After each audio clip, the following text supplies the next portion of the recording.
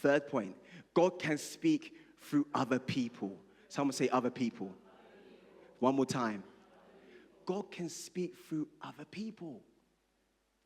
When I thought of this, I said,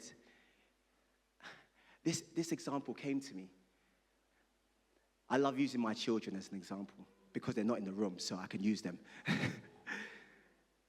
I said, when I tell any of my kids, one of my kids, to go and call the other, they'll go and they will say, and I give them an instruction.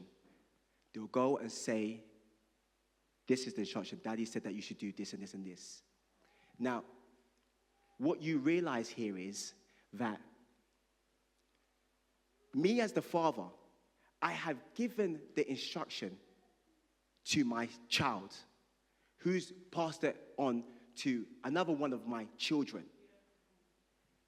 They didn't hear it directly from me. Come on now. They didn't hear it from me. They heard it from one of my children.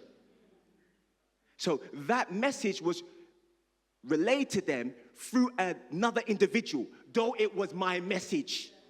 Come on. Now, watch this. The reason why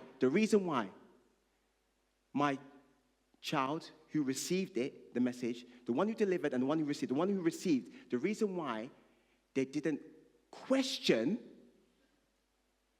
the message is because that sounds like daddy.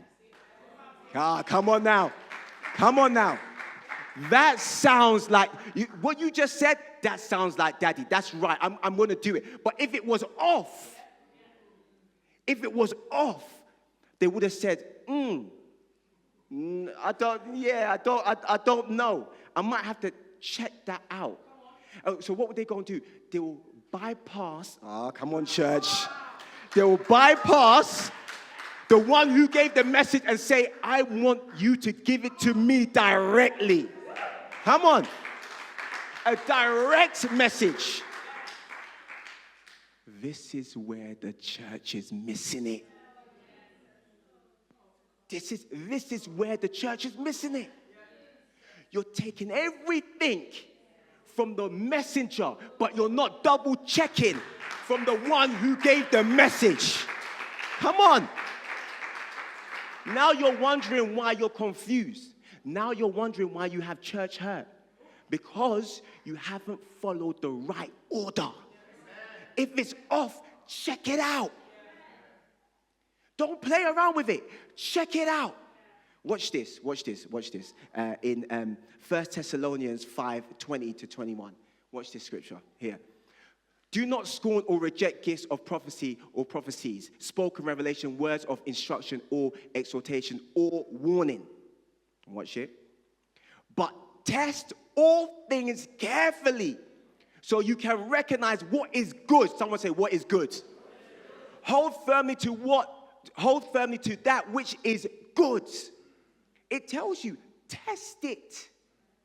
Test it. Everything I'm saying to you right now, test it. If something seems a little bit off, I don't know.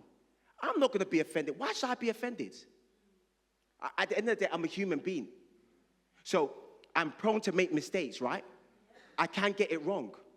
Although I try my very best not to, not because I want to look good, but because I'm dealing with God's people. There's a difference.